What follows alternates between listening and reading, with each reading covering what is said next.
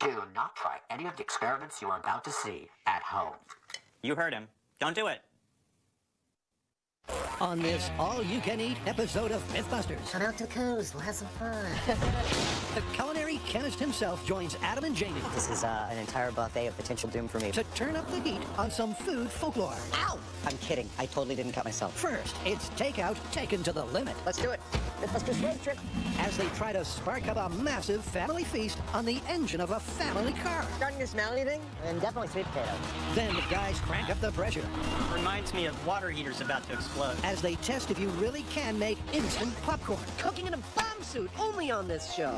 Meanwhile, Carrie, Tori, and Grant see if the turkey's to blame for that Thanksgiving stupor. This is like man versus food. Then they put the knife to the culinary cliche that says many white meats, What's that with the head right there? no matter how suspect the species, really do taste like chicken. That was definitely not chicken. Who are the MythBusters? Adam Savage It's scientific! and Jamie Heineman. Quack, damn you. Between them, more than 30 years of special effects experience. Together with Carrie Byron, Golden Dragon! Tori Valechi, Why are we doing this? and Grant Imahara. Somebody order an explosion? They don't just tell them this, they put them to the test.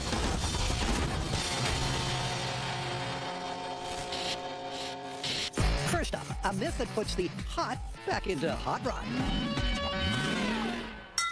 We never eat together. What's all this? We are not going to eat together. We are going to cook together. How so? Well, we've gathered a bunch of stories over the years that involve cooking edible food in things never intended for cooking. Things like pressure vessels, cars, and even dishwashers. I think we should tackle these stories, and I think we should bring a little bit of science to it. Well, if we're going to do it, we better get it right. I agree. In fact, I think we might be able to use a little help. And come to think of it, I might have just the thing downstairs. Awesome. You've got the cooking help we need on the wall? Somewhere here. Oh, there it is. AB. Hey, guys. What's cooking? Alton Brown's not just an author and a famous TV chef. He's also obsessed with the science of food. And that qualifies him as the perfect partner for our first food fable. Adam, I assume that you did not bring me here simply to cater lunch. No, we actually have a pretty interesting, weird cooking challenge. Do tell. Americans love driving. The time of year they drive the most is often around the holidays. Yeah. And we know that people have claimed you can cook things in your engine compartment. So bringing those two things together, we are wondering, could you set up a meal in your car so that when you drove to a holiday dinner, you arrived with the dinner fully cooked? I'm thinking Thanksgiving. It's going to depend a lot on the vehicle. We're going to need, we need big. We need like V8 to 12, an older vehicle because new is too plasticky and not enough space. On that front, I think we've got it locked. Check this out. Acquiring the auto is left to Jamie, and this is exactly what the chef ordered. But the moment they pop the hood, Alton sees problems as well as potential. Welcome to MythBusters. It's not quite as much space as I expected. We've got some space over here. Now, over the exhaust manifold? Yeah. Is it covered with a shield? It is. We're going to have to pull that. With usable oven space surprisingly scarce, Alton looks for some alternate hotspots. Right. Yeah, there's some space under here. Maybe we can also get to the catalytic converter. It's probably going to be the hottest thing. Oh, man, that needs to degreaser, that's for sure. Cooking a Thanksgiving dinner on this engine block presents a few problems right off the bat. One, even though we got a beautiful big old American boat of a car, there's not as much room as we were hoping around this engine. Secondly, because space is at a premium, we're going to need to find where it's hottest. Perfect. So before they start cooking with gasoline, they'll need a dry run to see which bits of the engine are fan-forced. And here's how they'll do it. This thing right here is a thermocouple or a temperature sensor, and we're going to put a bunch of these all over inside the engine compartment to see where our best sources of heat are. The plug-ins of all those thermocouples will meet here at this computer interface where, from inside the car, we'll be able to monitor all of those temperatures simultaneously. Isn't that cool? The results should be especially enlightening for Alton to help plan the meal. Just now, he's wishing he never left the kitchen. Come out to the coast, we'll have some fun. But good times are just around the corner. With our temperature monitoring equipment installed, it's time to take this boat out onto the road and find out just what kind of cooking vessel our driving vessel might actually be. Let's do it. If this behemoth is a boat, then these two black and whites must be the co-star. We actually need these guys if we're filming on the highway, but still. It's hard to believe with these cops that we haven't actually done anything wrong. Yeah, there's a good escort and there's a bad escort. This is no mere spin around the block. To collect the kind of data they need means taking a nice long drive out of town and into the countryside. We're trying to determine what's happening inside that engine while we drive, where it's hot, where it's not, and how the way we drive affects both of those things, because we need to figure out where we're going to place each type of food in the engine, because those places need to be ideal to cook the types of food that we're cooking. 90 minutes out, it's time to turn this coupe cooktop around, but not before a hands-on inspection of the hot plates. It's feeling really good and hot right in here. What's our contact on the air cleaner? I'm getting 125 direct contact, and the infrared's reading 136.8. I think if we can just work out our spatial relationships and make sure we get containers that fit the volume, we're going to be in good shape. So far, with about an hour of city driving and a half hour of open road driving, the results we're getting are incredibly, incredibly promising. It looks like we're not only going to have a full Thanksgiving dinner, we might even get dessert. All right, let's head back to the shop. Okay. Next up, it's time to talk turkey. Okay, so... Surreal Gourmet, what have we got? All right, this one is really popular on the message boards. In fact, it's been around forever. It's that turkey makes you tired. Because of the tryptophan, right? Exactly. Turkey contains tryptophan. Tryptophan can make you tired. In fact, it's sold as a sleep aid. So next time you feel sleepy after a Thanksgiving meal, you can blame the bird. That's the myth. What would you answer that, dear? Happy Thanksgiving. But is turkey meat the real culprit in this traditional passing out parade? Or will this myth's goose get cooked? Since this myth is all about tiredness, I think reaction time is how we should test it. Right. Why don't we come up with a control test that tests our reaction time, and then we'll have multiple tests where we try different amounts of turkey and even try tryptophan. And since I don't eat turkey, that makes you two the guinea pigs. Sounds great to me. Let the feasting begin. But before Grant ties on his best bib, the boys need to give Carrie some baseline response times. Now, you know when you're tired, your reaction time is slow. Cue arcade lighting. This is MythBusters. They're gonna bounce for 45 seconds. They get a point for every time they hit one of their coworkers. First up is a fit and wide-awake Tory. 3, 2, 1. It seems he's in pretty good form. Take that, Carrie. Great vision, Kind of weird to whack yourself. fast reactions, and just the right balance of homicidal intent. All right, so in 45 seconds, I was able to rack up 61 points. That is my control. All Grant needs to do is set his own reaction time baseline. But it's hard to resist going one up on Tory. 66. Not bad. Next, before munching the meal of the myth, they need to confirm that tryptophan does actually make you tired. What is tryptophan? Well, it's an amino acid that's in turkey, and that's the thing that people say causes you to become sleepy. We're going to be taking it in its pure capsule form, in an amount that's been approved by both our nutritionist and our safety officer. The dose is much more than in any turkey dinner. And after 45 minutes, it's clear the guys aren't at their perky peaks. Feeling tryptophantastic? I feel tripped out. All right, ready to do this test on tryptophan. Here we go, whack a MythBuster. Of course, this all comes down to the numbers. But you'd have to say tired out Tory looks about as sharp as a bowling ball. After 45 undeniably sluggish seconds, 49 from a 61 to a 49. now to see if a groggy Grant fares any better. One thing I know about Grant, he's really cranky when he's tired. All right, well, it's definitely affected your anger, but it looks like it's affecting your score. You got a 60. Last time you got a 66. Yeah, I feel like they were coming so fast. The results are conclusive. Tryptophan does dim the light in your lamp. But a little white pill is not your typical holiday feast. So Tory and Grant will soon sacrifice their stomachs for science. Now, we found out that tryptophan definitely makes you tired. So the question is, will a traditional turkey meal make you tired? Now, for that, I've prepared a delicious home-cooked meal at Shea Byron. And behind me is Dr. Applegate. She's a nutrition professor at UC Davis, and she's going to help me with the planning of my Thanksgiving meal. Well, what I designed was a series of 3 meals. Let's give them a big, hefty Thanksgiving meal, complete with turkey, stuffing, gravy, mashed potatoes, the whole bit. And that way we can see how a big meal with a lot of tryptophan in it settles with them with reaction times. And then give them a second meal that's all the same number of calories, but instead pull the turkey out and give them another protein source that has no tryptophan in it. What Dr. Liz has designed is a surefire way to see if it's the tryptophan in turkey or the sheer volume of food that turns us all into mashed couch potatoes. Day one is a typically over over-the-top Thanksgiving dinner with real turkey and all the trimmings. Day 2 is a meal with the same insane calorie count, but a turkey substitute with no tryptophan. For good measure, Day 3's menu is the same as Day 1, but scaled back to the size of an everyday dinner. Carrie will compare their reaction times after each meal, and that should settle this myth. The first offering is that once-a-year feast that has us all frothing with fervor. We have all the basics here, the sweet potato casserole, apple pie, turkey, stuffing, mashed potatoes, green beans. Now I'm going to plate up the food based on their height and weight. Their caloric intake will be, Tori, 2,420 calories, and Grant, 2,200 calories. I'm feeling tired already just thinking about this. Oh my God, that looks amazing. This is like man versus food. Do you guys just need to feel the mood? You want some awkward Thanksgiving conversation? Yes, please. So, Tori, when are you gonna marry that girl and give me some grandkids? Don't ruin my dining experience, please. Grant, you've been a bachelor for a long time. Are you ever gonna settle down? Like I need this from you. Let's fast forward from awkward to downright unpleasant. No offense to Carrie's cooking, but just when they figure this ordeal is almost over, they discover it's not. You don't want to forget dessert. Oh, you're kidding me. Where's the ice cream? Who made this calorie count? Scientists! Oh my God. I'm having trouble hearing. I'm having trouble breathing. This is interesting. All right, bring on the pie. When the pie's polished off, Brilliant. our two hearty heroes can finally loosen their pants. Done. Yay! You guys did it! I hate you. Now it's time for Sweatpants, the Couch, and MythBusters Marathon. It is Thanksgiving, right? Right. Nope, it's time for testing. Come on! The boys could at least be thankful that the tests are short and sweet. Nothing like a little exercise after a heavy meal.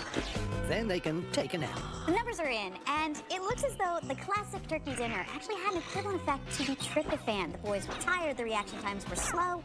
But the question is, was it the turkey in that big dinner that actually did this to them? So, the next step is to give them an equivalent amount of food and caloric intake, but take out the turkey and give them a low tryptophan protein source.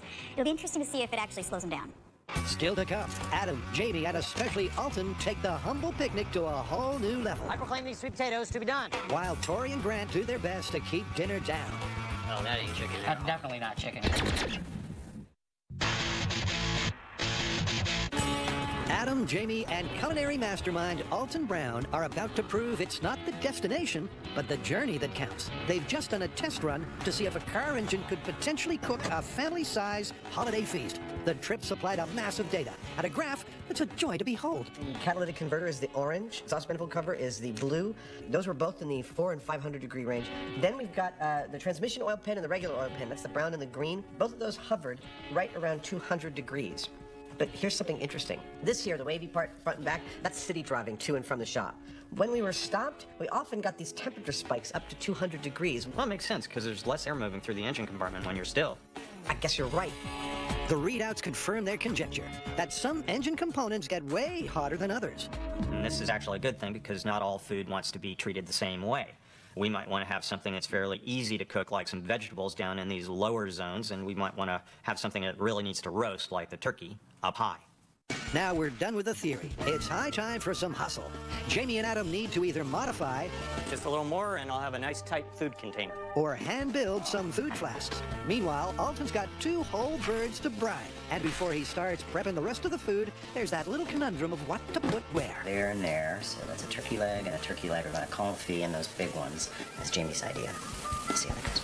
It's already enough of a head-scratcher without this added challenge. Baking a batch of mini pumpkin pies he's never even tested in a real oven. Remember, kids, when you grow up, you can lick the bowl all you want. While Adam helps in the kitchen, Jamie soups up the V8 cooktop. Basically, what I'm doing here is using the car's exhaust manifold as a heating element, and I'm insulating all the way around it, just like an oven, leaving only that exposed. Our canisters of food will sit right on top of that, and then the whole thing will get covered with more insulation. There's no getting away from it. This is one peculiar picnic. The preparation's been all they could hope for. But now that it's almost showtime, the chef has the jitters. All right, this is an entire buffet of potential doom for me, but here we go. We've broken the turkey into 3 pieces. We've got the breast lobes and the rib cage here, exhaust manifold. Legs, confit style in olive oil and thyme in this canister and this canister next to the exhaust manifold up top. We've got the thighs sitting upon beds of herbs. This is going in your special catalytic converter box on top of the catalytic converter.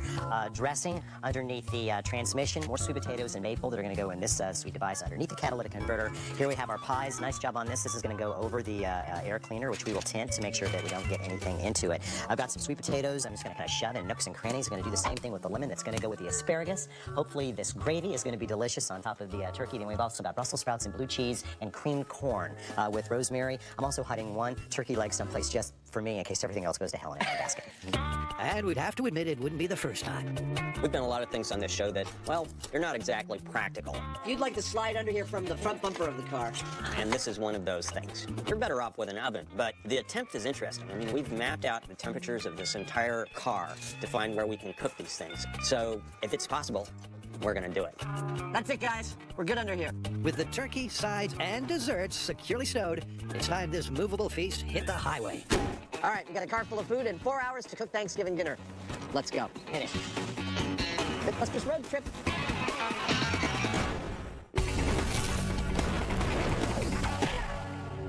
After gobbling their way through a gigantic holiday feast, Tori and Grant's reaction times hit a new low. But was it down to the turkey? We're about to find out.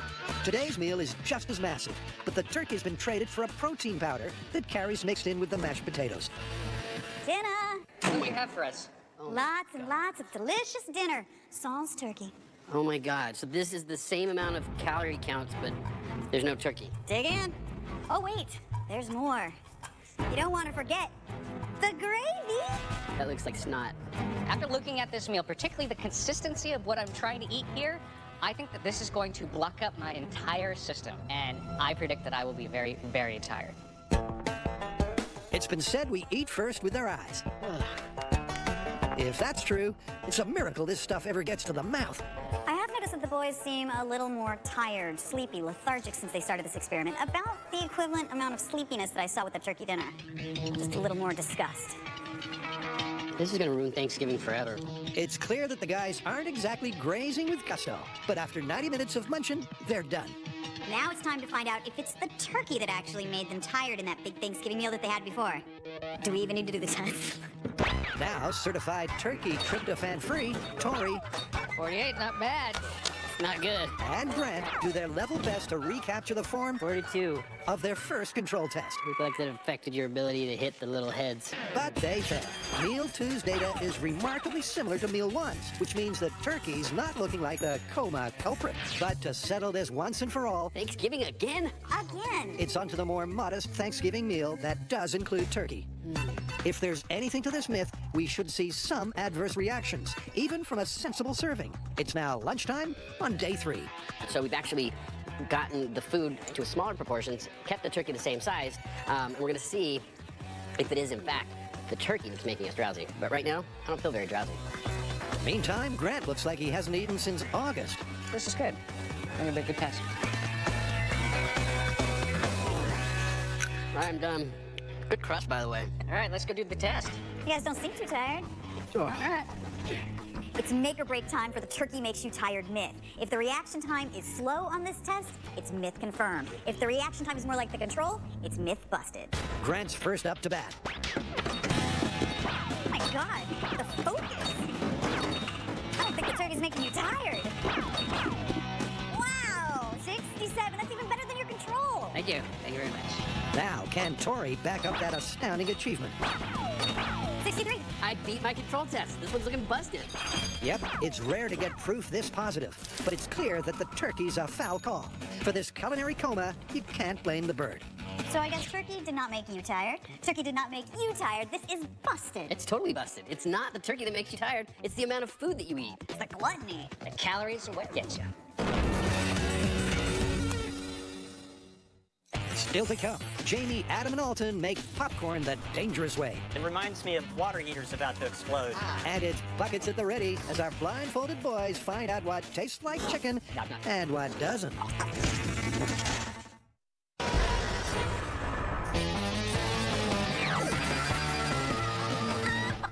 Okay, so the next one up for us is, does any unusual meat taste like chicken? Oh, that is a classic, and I've always wanted to test it. It's when somebody tries to convince you to eat some weird meat like turtle or crocodile, and they tell you it tastes like chicken. But is that because the meat actually tastes like chicken, or it's just a nice, easy, familiar way to describe it?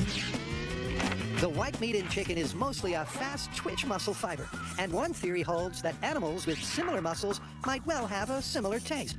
To test this myth, we'll need 2 volunteers who aren't in the least bit chicken. Okay, so given that I'm not going to do any of the eating, how about I go to an exotic butcher, find the weirdest meats I can, and then I'll do a blind taste test where I'll feed you the weird meats as well as chicken, and you just have to tell me if it's chicken or not chicken. I'm gonna start pretending like I'm a vegetarian from now on. So the special menu is all down to Carrie. In a way, she's just returning a favor. Now, the last time Tori and Grant had to organize a meal for me, they went to a very exotic place to buy food. To cold feet. And warm bugs. And got all sorts of interesting choices. Chicken feet, scorpions, entrails. I have a feeling revenge is gonna taste like chicken. Where do you keep your exotic meats? Right here in front of you. Ooh. Oh yeah, this is the perfect spot. What's that with the head right there? That is called squab. Oh yeah, definitely gonna need one of those. All right. Some snake. This is a diamondback. That is real. That is really real. And I'll take the turtle, alligator, the ostrich. I'll take all of that. All righty. Wrap it up. At some time, all these meats have been said to taste like chicken. Peacock, goat, turtle, snake, frog, bon appetit, suckers. And we'll soon see if the boys can pick a bullfrog from a buffalo wing. David Lawrence is executive chef at a well-known restaurant here in San Francisco. And one of his signature dishes is fried chicken. All right, chef. So it's important for this myth that we prepare everything in the same way. What's the plan here? The plan here is we're going to do it very much how we do fried chicken here at 1300. We're very famous for that. So I've marinated it all the same way, just how we do with our fried chicken. And I've prepared the batter for it, and we're going to just spread it in the batter. And I'm going to start with the peacock. As you can see, it looks like chicken. And I have some snake for you. Whoa, weird. As you can see, they've all been marinated the same batter. And now we're ready to fry them. Okay? Start the magic. Okay. Result. All up, they're cooking 9 different kinds of exotic meat at 11 servings of chicken. And after a foul fry-up, it's time for the dinner bell. Let the fun begin. Absolutely. All right, nice place. This is what I'm talking about. I hear the squirrel is awesome here. Okay, so here's the experiment. We have 20 different meats. You will be blindfolded. I'm going to cut a bite and feed it to you, and you just have to say chicken or not chicken. But, so that you don't influence each other, they will not be from the same plate. Wait, you're gonna feed us? Yep. And so begins surely one of the strangest meals ever served. Let's do it. A blindfold banquet of peacock and ostrich and diamondback rattler with a chicken chaser. Open, Grant. That's not chicken. Not chicken. Although delicious. Definitely chicken. Oh, that's delicious. Moist, flavorful. That was chicken. I'm pretty sure that was not chicken. Ori. Oh, that ain't chicken. That's definitely not chicken. I don't know what that is, but it's not chicken. Here comes a train. It's going into the tunnel. That is one top train. Chicken or not chicken? Maybe if it was like overcooked chicken, but I'm gonna say no on the chicken. How about yours? Not chicken. At the end of the meal, there's no coffee and pie, just a scorecard. Tori, you got 17 out of 20 correct. And Grant, you did a little better than guessing. You got 11 out of 20. What? I can't believe you got 17 out of 20. Wow. I can't believe you have no idea what you're putting in your mouth. Yeah. Clearly, it's way too soon to call for the check. Either result could push the case for chicken confusion in either direction. But Tori's hit on a point that might have skewed the last taste test. And he's found a solution. Now, we tried 20 different samples, and I was able to pick 17 out of the 20. That ain't chicken. But I'll tell you what, the texture was a dead giveaway. I mean, as soon as I felt some kind of different texture, I knew it wasn't chicken, and then the taste was a little off from the chicken. What was that? It was definitely not chicken. So I think what we need to do is get rid of texture altogether. We need to like grind this meat up and just focus on the taste. Sounds like a plan, but a meal of minced birds and reptiles just might come back to bite them. Please, don't try try anything you're about to see at home. That's right, we're professionals. And we have really good insurance.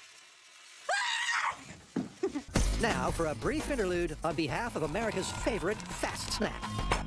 Alton, I bet you're kind of a badass when it comes to cooking popcorn. I'd like to think I've got skills. So have you investigated the very fastest method for cooking popcorn? I've tried about 40 different methods. I think I've got it pretty quick. Okay, in this box purports to be the very fastest ever method for cooking popcorn. Check this out. Reveal it. You've got to be kidding me. I'd heard of these things, but I didn't think they really existed. But before they unleash the beast to see if it really is the world's fastest, they need a time to beat. Do me a favor, measure me out half a cup of those guys. This is what charted #1 on Alton's Top 40. And then we pull out a piece of foil that'll be big enough to crimp over that whole bowl there. 3 tablespoons of oil. Dump that in. Wrap and crimp the bowl, please, if you would, sir. Are we ready? We are. Begin the sequence. Timer's going. Go full flame. Maybe a little shake action. This is about as fast a method as I've got. Oh, that was quick, the first pop. What time? How much time? 106. Come on, baby. Pop. I like watching them kind of jump up into the underside of the foil. And when it sounds like the popping is just about done, they've set a time that even beats the pants off most microwave brands. Now to see if this mysterious Oriental ordinance can top it. It's essentially a pressure vessel that really is meant to just pop popcorn. It's made in China, and after carefully translating the instructions, it's decided that discretion is the better part of deliciousness. This is supposedly the fastest popcorn cooker in the West. Either that or it's a bomb. The instructions, which we translated from the Mandarin, call for 2 to 3 whopping cups of popcorn. We're going with the maximum. On Adam's say-so, I'll light the flame, and when this reaches 1 megapascal, which is 1 on the dial, At which point the water inside the popcorn should have vaporized and the starch liquefied, but it will not pop until we relieve the pressure.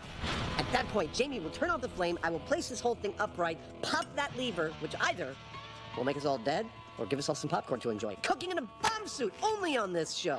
If we just find pieces, can I have your watch? Absolutely. It's not the simplest way to make popcorn. Jamie lights the gas, and Adam rotates the pressure vessel like a cast iron pig on a spit. Hence, the bomb suit. Alton's method took 1 minute 45 seconds. got 3.5 minutes in, and I haven't seen the pressure rise at all yet. We need the pressure for this to work. But the pressure does slowly build, in more ways than one. This actually makes me kind of nervous. It reminds me of water heaters about to explode. I remember that. They start at about 7 minutes when it's only supposed to run from 3 to 5. But the pressure's coming up consistently now. I never thought that 4 or 5 minutes from cold made any sense. There's just too much mass there. Yeah. Finally, they get to the point where a sudden release should pop the corn. It's not something you do with a flick of a switch. Are you ready? Yeah. The lever in there, or you just want to hit that? I'm just gonna hit that. Go for it. 3, 2, 1. If there's ever been a time to say, don't try this at home, it's now. Yay! Notice that the way that it exploded creates a shape that's more like puffed rice than it actually is popcorn because of the speed of the kind of plasma form of the starch bursting out. I think that if we took the pressure down or just didn't do it as long, it'd probably be really good. Now, you could still argue it's lightning quick, as the corn actually pops in a fraction of a second as soon as the pressure's released. But if you're aiming to fix a quick snack inside the commercial break, forget it. Well, at 9 minutes 31 seconds, I wouldn't call it speedy. That's a heck of a show. Totally. That is the most fun I have ever had making popcorn. And the most mess. Absolutely.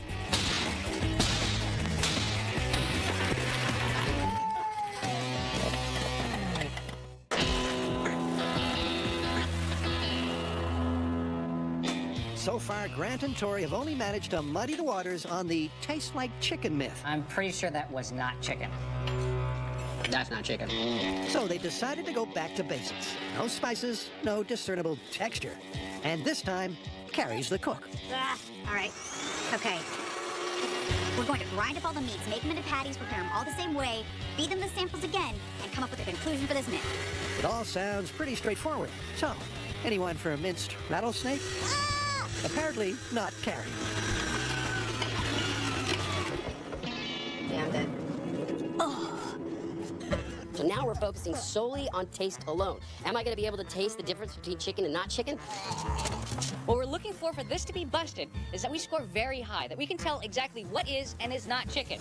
And if we can't tell, well, then it's confirmed, and it does taste like chicken. But with no expert chef and no marinade, some of these exotic edibles might prove hard to swallow. Tori, You know, I find being blindfolded enhances the flavor of the meat. Is it better when it's all breaded and fried? Yeah, totally. The way he prepared it, you can really taste the difference of the meat. It masks the flavor. Right now, you're tasting just the meat, and it's pretty easy to distinguish between chicken and what's not. Spit bucket. Today, just 8 of the 20 dishes are actually chicken. Ah, that's not chicken. This ain't chicken. Oh. That was definitely not chicken. Peacock. I think that was peacock. I want to cook that one a little longer. So let's see how they've done. And if this very subjective myth is one we can bust or confirm. I don't ever want to eat chicken again. Okay, blindfolds off. Wow, that was an experience. Look at all the different colors. It's my first barbecue with the spit buckets for sure. You ready for the results? Yeah.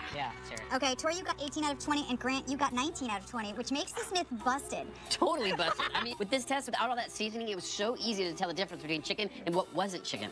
Yeah, I mean, it was really, really clear. There are some things that immediately I was like, nope, not chicken. You know the funniest part of it? I threw an extra one in there that I've never heard as tastes like chicken, and it's the one that both of you identified as chicken. 4. No way. Crazy, right? Yeah. All right, well, this myth is busted. Totally busted. So much meat. You did eat a lot of food this week. Oh, I think I'm gonna have to loosen up my belt. Yeah, pants feel a little tight. Look out, coming through. So why does popcorn pop? Simple. Each one of these kernels is like a little bitty steam bomb. There's moisture inside as well as a very hard form of starch. By applying heat, we turn that water into steam. It expands massively, basically liquidizing the starch. It's a very hard shell. It eventually ruptures, and out comes this, well, essentially a foam, which solidifies in the air, and you've got popcorn.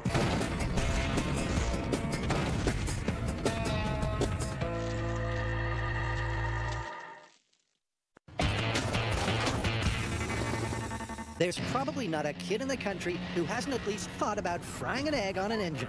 But this is a tad more ambitious. A whole Thanksgiving dinner. And they're already sensing the savory smell of success. Starting to smell anything? Yeah.